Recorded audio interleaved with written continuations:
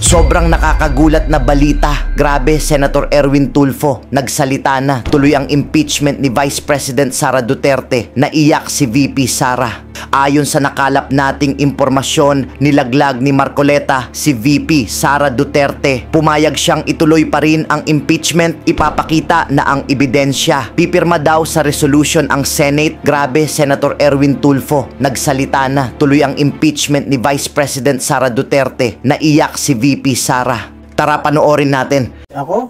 Sir, tatanungin mo? Dapat tuloy. Diba? Tuloy natin. Kasi nagantay na yung mga tao eh. I mean, everybody, kahit ikaw siguro gusto mo lang matuto kaya ito, di ba? Even the spokesperson of the VP said we're ready. We will prove that the VP did not violate the Constitution, etc., etc. Then everybody siguro, kahit tayo lahat dito, we want to see ano ba yung nandyan? Totoo ba yan? Siguro pala naman, paglatag pala ng mga evidence, pieces of evidence sa korte, makikita naman talaga kung may katuturan yung ebidensya o wala, di ba? Eh yun ang nakita ng Supreme Court eh. May problema eh. Pero siyempre, ang tao nag-aantay, then give them a chance. Kung ako tatanungin mo. Pero nga, lumabas nga itong decision, paano yan ngayon? Magkakaroon tayo ng constitutional crisis. Pag nilabanan natin, di ba? Kung sabagay, sabi lang, hindi na ba itong first time na nagkaganon. Pero kung lalabanan mo, we will have a crisis. And that's a bad example to our people. Eh kung Senate niya, umubra sa Supreme Court, eh dapat ang Supreme Court lang nagta-translate ng mga batas natin, di ba? We make the laws, they translate the laws. Di ba? Senator, i-confirm lang namin, is there a resolution circulating seeking as the sentiment of the Senate po? A resolution daw po is circulating, seeking the sentiment of the Senate about the Supreme Court decision. And are you willing to sign that resolution? Wala na pag-usapan namin kahapon doon, pero there's no such resolution. Pag ang napag-usapan namin, humingi yung minority ng hanggang August 6 para ma-review. Sabi ni Senator Ping, kayo mga lawyer, okay lang kayo, Senator Kiko, Senator Pia, eh paano kami mga civilian? 98 pages. So, pumayag din si Senator Marcoleta. Actually, Senator Marcoleta wants it kahapon. Finish. Pero nakiusap ang minority, bigyan nyo kami ng chance para ma-review. Pumayag po sila Senator Marcoleta.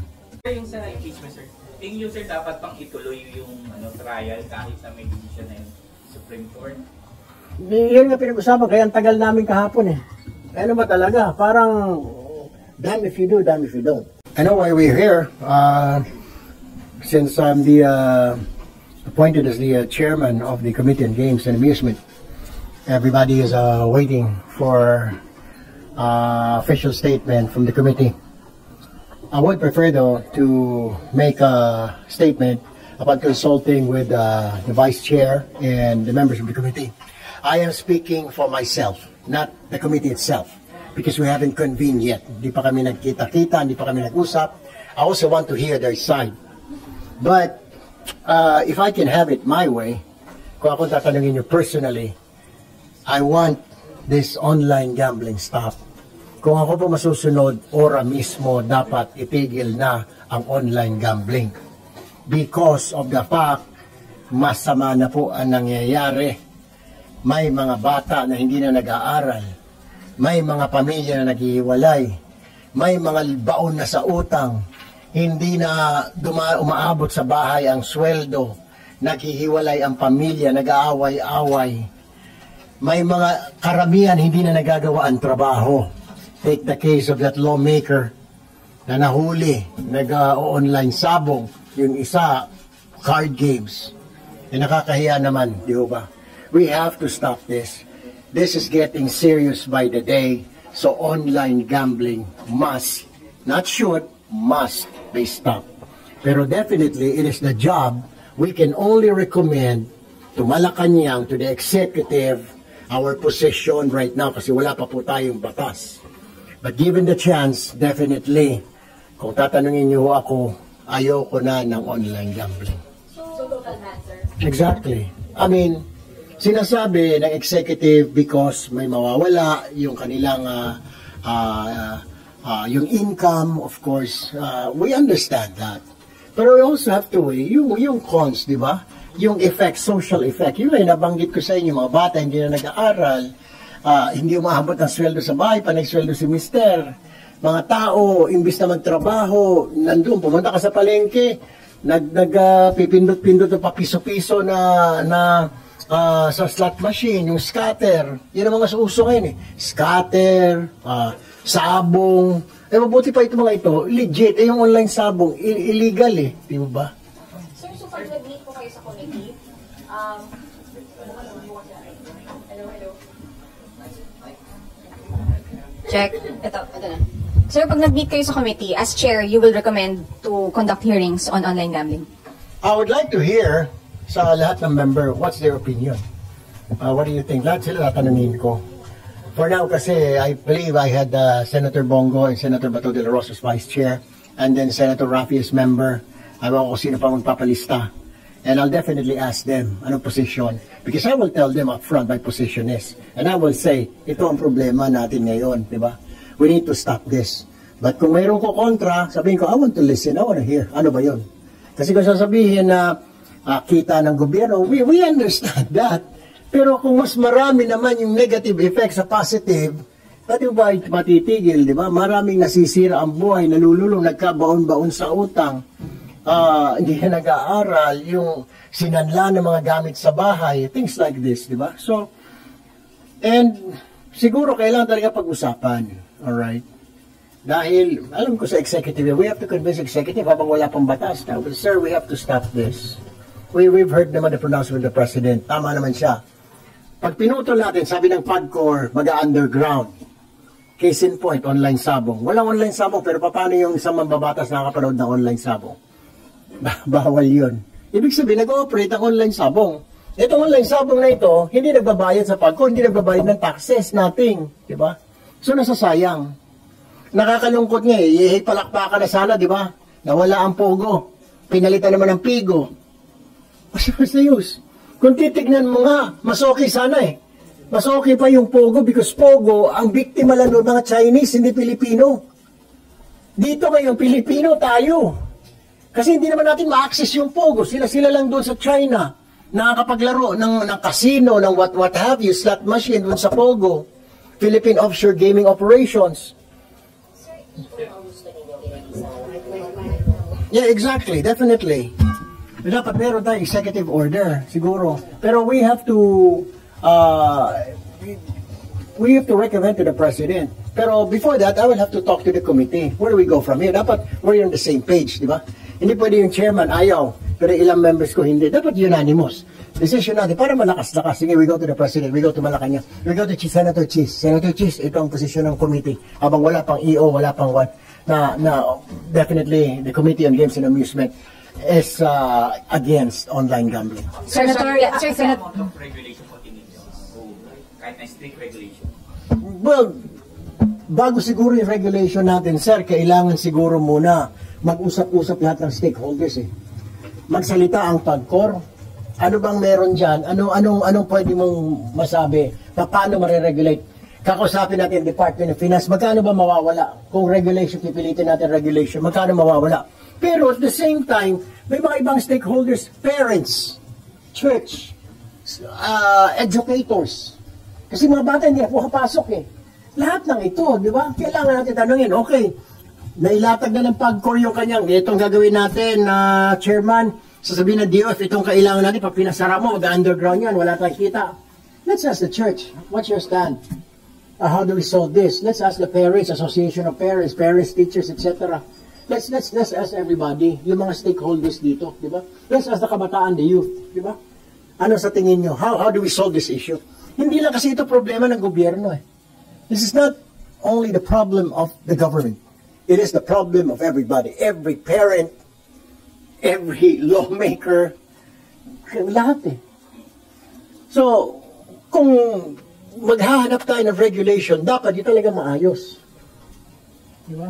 Sir, sorry, makulit. Just to be clear lang. So, kayo po, personally, you want a hearing on online gambling? Yes, I want a hearing. Kasi wala pa naman ko. I really want a hearing. Pero, and then, immediately, siguro by next week, as early as Monday or Tuesday, I will conduct a hearing on this matter. I'll call PAGCOR, I'll call the Department of Finance. Hindi, actually, kung habang wala pang batas, wala pang executive order from the President. Gusto niyo ba parang sense of the Senate just to express the sentiment of the chamber regarding this? Exactly. That's what we're going to do, sir. Actually, very frustrating. Nagbigay ng instruction si PAGCOR Chair Altenco na bawal na yung mga advertisements, yung mga sugalan. Pero nandyan pa rin. Marami pa rin ako nakikita sa mga billboards, sa sugalan, mga bet na yan. Okay, sa mga social media, lahat. My kids, they watch YouTube, di ba? May mga anak tayo, nag-YouTube. So nakikita yung sugal na yun. Eh, malay natin, tayo ngayon, nandito tayo sa Senate, baka yung anak na natin sa school, nag-i-scatter. Oh. Walang parameters eh. No control. Isa pang kinakasama ko na loob, bukod doon sa mga advertisement na ika nga pinopromote pa ng mga artista, dapat i-ban yun. Pangalawa, yung GCash, Jesus Maria Jose, Paymaya. Sila pa mismo, pumunta ka sa GCash, pwede ka maglaro, papiso-piso. What in the world? Di ba? It's really bad. Sir, just to clarify lang, bale, mag-hearing muna kayo, sir, bago kayo magkaroon ng stand sa committee nyo, bago kayo mag-sisik ng audience sa Pangulo for an EU. We will do that. Kailangan unanimous kami. And I believe I can convince all the members. Kasi si Senator Raffy, nag-file na siya ng bill na ban on gambling, online gambling. Tapos ibang mga kasamahan namin, nag-file na rin sa Senator Villanueva. So, what I'm saying, my point is, pag-uusapan namin, and then we will, definitely, we will inform the Senate itself, and then the President will go up there. And of course. I want to hear, siyempre, I want to hear baka sabihin naman mga kasama ko, hoy, hindi lang ikaw ang tao dyan sa committee na yan. May mga vice chair ka rin, may mga members din. I want to hear. Pero, I can tell you, I can convince these people. I can convince yung 2 vice chair and then a couple of members, I can convince them. Now our stand will be no to online gambling. Sir, according to Finance Secretary Ralph Recto, sa ngayon, ang nagdo-dominate yung illegal online gambling, about 60%. So, ang kanilang kinukonsider na option, una, higher PAGCOR fees and franchise charges, additional taxes to be imposed by the BIR, and then broader regulation, including requiring licensed operator to list on the Philippine Stock Exchange. Your comment. Ang problem kasi dyan, ma'am, pag tinaasan mo dyan, napag-aralan ko na yan eh, pag tinaasan mo, mag-underground eh. Too much, too expensive. Take the case in Pogo. Sa Pogo, ganon, di ba? Tinaasan ng BIR, meron siyang binabayaran monthly sa PAGCOR, may binabayaran siya sa BIR. Sobra-sobra, 3% dito sa kabila. Yung iba, nag-underground ng mga Pogo. Di ba? Sara lahat, 100% ang maging underground yung online gambling. Yun din ang sinasabi natin. Sinasabi na ba, well, pahuli natin, hindi effective eh. Everybody knows that. Our law enforcement is not effective. Huhulihin ng police, bukas makalawa, nandyan na naman. Huhulihin ng NBI, bukas makalawa, nandyan naman. Di ba? No. So sir, pag naging total ban, wala kayong concern na baka nga lahat na mag-underground? Kaya nga dapat pag-usapan sa committee. Where do we go from here? Okay, ako yung sinabi ko ng statement, sa akin yun. Pag tinanong mo akong right now, I say total ban on online gaming. Total ban on online gaming. Kasi naman ma'am, pwede naman sila pumunta. Di ba may mga halos lahat ng kanto ngayon, may mga maliliit na casino. Hindi lang PAGCOR, may mga maliliit. Sa Tomas Morato na lang, sa Timog na lang. 2 yung casino dyan. Pag cross mo, 200 meters, may small casino na naman. You just have to go there. Nasa internet yung casino. Lahat naman na, hindi lang PAGCOR. Hindi mo na kailangan pumunta sa Okada, hindi mo na kailangan pumunta sa Soler o sa Resorts World. Kasi kung saan-saan yung casino ngayon eh. Mas maganda nga ho yung gano'n because of the fact na at least dito, titignan, hihingan ka ng ID ng mga gwardiya. Dito sa online, wala eh. Walang parameters. Hindi rin makontrol. Hindi makontrol to admit, hindi rin makontrol ng PAGCOR. That's the thing. Sir, pa-clarify lang ulit. So, kayo po is for total Yes. ban. But you're open to hear the arguments ng mga nagsasabing mas makabubuti po yung regulation. Kaya nga po ma'am, we want to go on a hearing, di ba? And invite all the stakeholders, di po ba? we want to listen sa PAGCOR, and then sa DOF, yung representative ng executive branch. Then probably siguro isang youth organization, okay, a parent organization, school organization, church organization, para lahat, di ba? Para, okay, kukontra ko ito, anong sa'yo? Okay. Well, what can you say about this? Let me hear you, di ba? Then from there, then we can talk, di ba? Kung talagang hindi po pwedeng itigil, dahil kailangan natin ng pera, which is talaga namang, ever since, lagi namang walang pera ang Pilipinas, laging bankrupt, dahil hindi namang kayang tugunan ng Bureau of Customs and Bureau of Internal Revenue yung budget natin. So kung saan-saan humuhugot ngayon, particularly sa PAGCOR, yung mga ika social services ng Malacanang, dyan kinukuha ng iba pang mga social services ng pamahalaan. Kung kailangan talagang i-regulate, then pag-aralan na mabuti, then let's put a lot of parameters there. Pero sa ngayon, wala kasi. Di ba? Pumunta ka, buksan ko ito, yung GCash ko, may sugal. Paano pa, tatanggapin ng anak ko yung pera niya doon sa probinsya, kunwari? Nakita niya yung games. Maglalaro ng games, di ba? Anong klase yun? Sana control.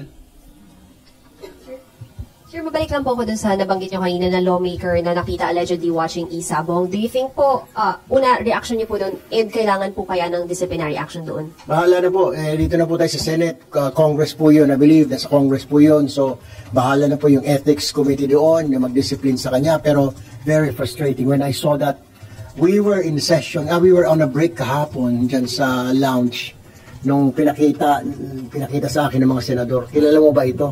Sabi ko, hindi ko mamukhaan. Pero, come on. Nandun ka sa Congress. It doesn't matter kung boring yung botohan ng speaker. Magantay ka. Trabaho mo yun eh. There's a time kung sugarol ka, which is bawal, di ba sinabi na bawal pag government official ka magsugal, kung talagang hindi mo matiis yung kate, hintayin mo na lang, di ba? Hintayin mo hanggang matapos yung trabaho mo sa Kongreso or matapos yung trabaho mo sa gobyerno because pinapasweldohan kami ng taong bayan ninyo para magtrabaho, hindi para magsugal. Nakakahiya naman. You pay us thousands and thousands and then magsusugal lang. Number 2, bad example. Sinabi na nga ng gobyerno, bawal ang sugal. Bawal ka magsugal. Ba't ka nagsusugal?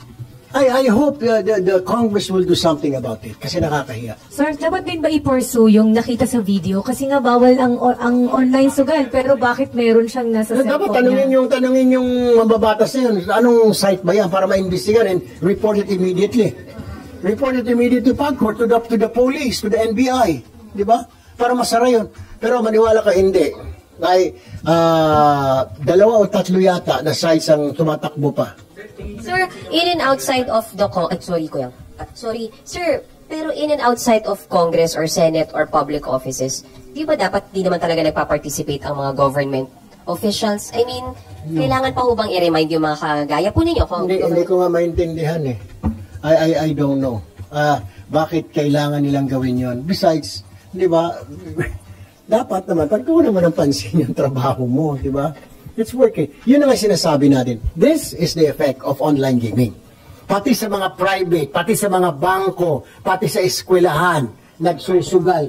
Driver, pag na-traffic, pati rider, tumabi dahil umulan, nag-scatter muna. Makita mo yan, ganun kasama. Sir, may info na kayo kung sino yung congressman?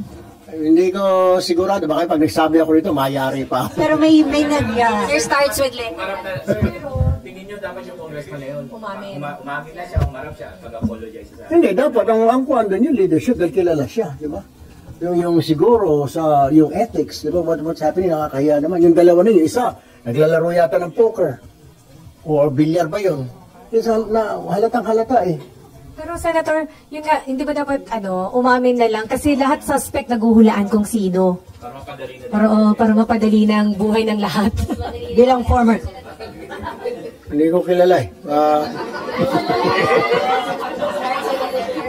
Dapat ang tanungin natin, yung sa Manila Times sa kumuha nun. Pero Senator... Kasi tinakpa niya din. Distrito na lang. Naku, yun ang problema. Party list. Hindi ko alam kung party list siya. Pero kasama ko siya dati, I think. Sa 19th Congress. Sa 19th Congress eh. Eh, hindi ako sigurado. Wala, pag binanggit ko, sabi ko.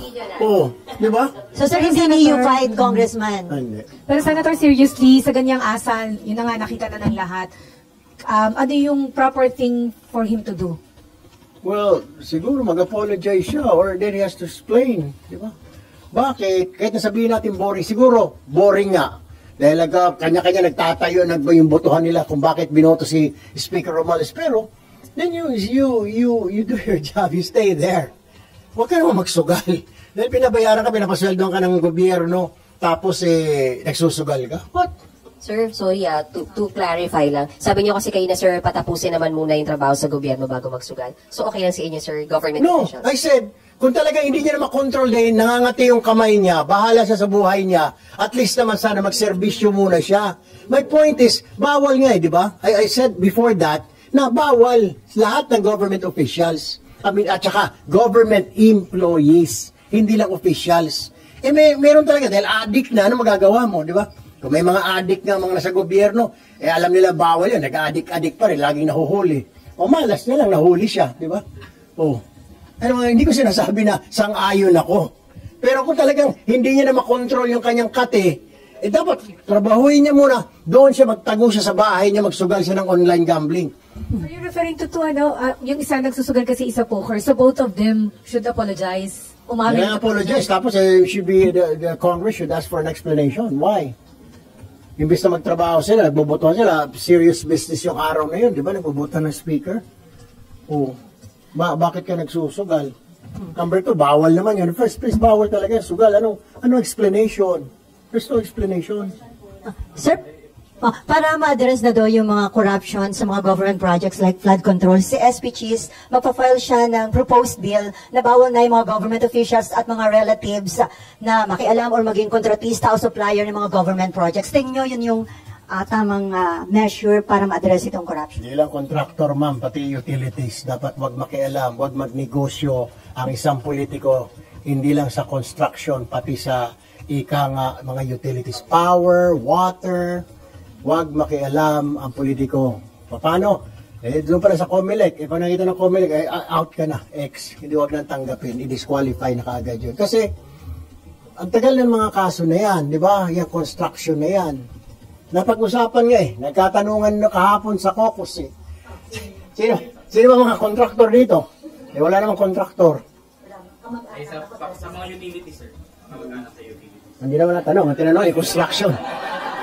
Ang tinanong lang construction. Pero sa Congress, medyo marami-rami sila. Ngayon, ikaw, bilang Pilipino, ano ang masasabi mo at reaksyon sa balitang ito? Mag-iwan ka ng komento sa ibaba at atin pong babasahin isa-isa.